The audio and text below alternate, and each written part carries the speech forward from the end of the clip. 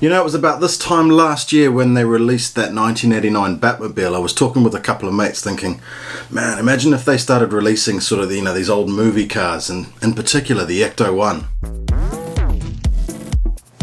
And they did. Rich here from Windscreen. If you like this sort of content, please consider subscribing. I really appreciate it and it helps the channel grow. So the Ecto 1, it got released the other day. It's 2,352 pieces. It's from the 18 plus range. It'll cost you £180, $200 US.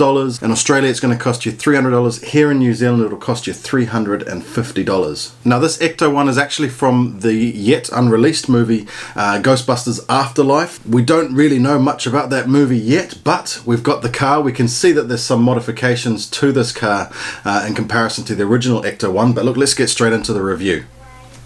So before we jump into the model, I thought we'd just take a quick look at the instruction book. It reminds me of those old Haynes workshop manuals with the, the cutouts and the cross sections there. Look, it's a great touch. I really like this. And also I thought I'd just show the remnants of the sticker sheet there. You can see that I have left all the rust stickers off.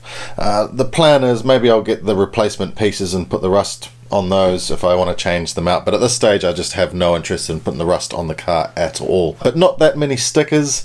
We'll come back and have a look at those later on in the review. Okay, so here is the final model. Look, the first thing that smacks you in the face is the sheer size of this thing. We are looking at 47 centimeters long. It's 18.5 inches, nearly half a meter, and 22 centimeters high, or 8.5 inches tall. That is a pretty big model. Look, it's roughly the same sort of scale as the 1989 Batmobile. It certainly has that same sort of feel, the sense of size of it. But the build time took me, I was doing it on a live stream, so it took me about 5.5 hours while I was live streaming. But I'd say probably about a 4.5 hour build if you were just sitting there concentrating, putting it together in one sitting. It wasn't majorly difficult. There was a couple of bits that sort of tripped me up where I had to sort of go back. But again, I was doing it on a live stream, so concentration levels were not as high as they possibly could have been. So when you come into the front here, you really start to get a sense of the size of this thing when you realize some of the parts that they're using for the features, like those big barrel pieces down the bottom for the spotlights, and all those little details inside that grille there. Those are roller skate pieces, and there's a ton of them in there. It looks absolutely great. The plate on the front is a sticker on that 2x4 tile there, as well as the logo on the front of the hood. That is also a sticker. You can see the use of those new 2x2 slopes that I think just came out in the Mickey Mouse and Mini set, as well as the Sesame Street set as well. So look, nice use there. It certainly gives that classic look to the front end of this Cadillac. Now if we start to come along the side here, you can see the details on those wheels. That's a printed disc in there. Quite nice. Same with the Ghostbusters symbol on the side of the door. That is also printed. The front door opens on this side like so, but the rear door does not. Anyone who is familiar with the original Ecto 1 will see that the ladder has been moved to this side. The reasons for that will be apparent very, very soon. But coming down to this rear quarter end now, I really like the design of that fin and those lights that they've got in there. It all fits together so nicely. There's a few subtle angles in there, but it comes together really, really nicely, like I say. Along the back there again, you've got another sticker on the rear number plate, and that door is a really nicely built door too. It's on a couple of ball joints, but it looks fantastic. I also like the use of that cockpit piece to get the curve of that rear window to come around to the door there.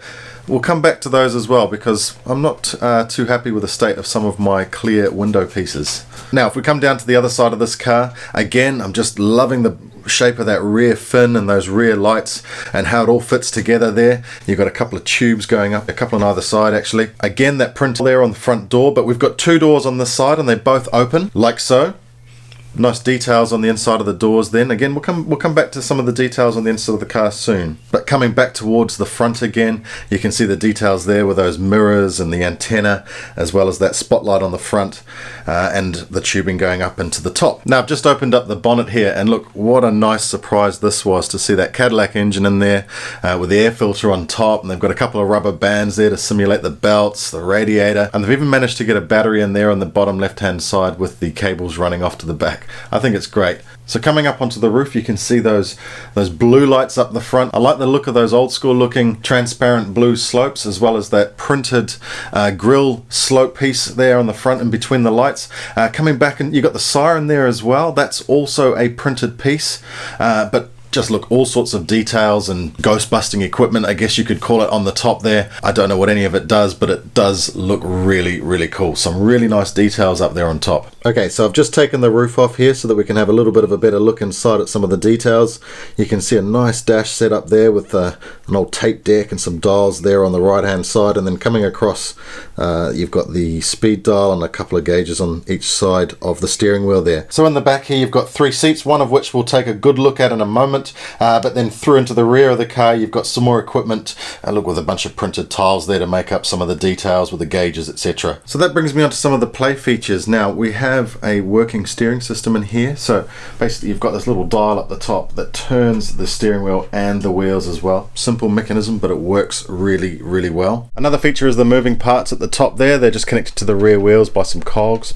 One piece moves right around and the other one goes backwards and forwards. Now there's another really cool feature on this. There's a button which is actually hidden in here. If you just push that, you can see I've just pushed it in slightly so you can see where it is there. Now that deploys the gunner seat on the other side. I'll turn it around and push the button. I'll show you how it works. So if I push that button, it basically pushes this door open and deploys the seat like this. It's a cool little feature, but it works really, really well. All you do is you push it straight back in like that, and I'll make it happen again. So if I just push that button in, it just pushes it out and it swivels it around. It's a pretty cool little feature.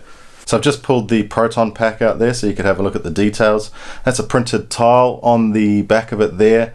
It's a fairly simple build into the seat, but it does look pretty cool. So there's another little play feature around the back here. If you grab this little piece here that looks like a filler cap or something like that, and you pull it out, it basically deploys a ghost trap on wheels. You can just see the ramp there at the bottom, but all you do is you push that back in and the ramp goes back up. Nice little feature, but we'll have a look at that little ghost trap now. So there's the little ghost trap that comes out the back there. I understand those tiles on the top may be new, those 1x3 yellow printed tiles with the black stripes down them. And the other little build that comes with this is this, what looks like a little bag of marshmallows, Stay Puft marshmallows. Nice little touch. So the major new piece on the set is this windscreen.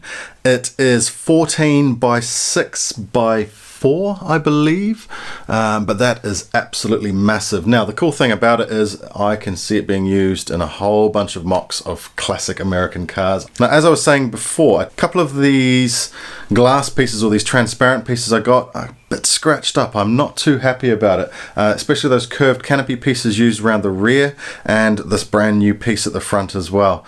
I don't know if the camera's picking them up that well, but there is a few scratches in there and I'm not entirely happy about it. So in conclusion, I was super excited about this from the moment it got announced. I'm happy we've got another large-scale movie replica car.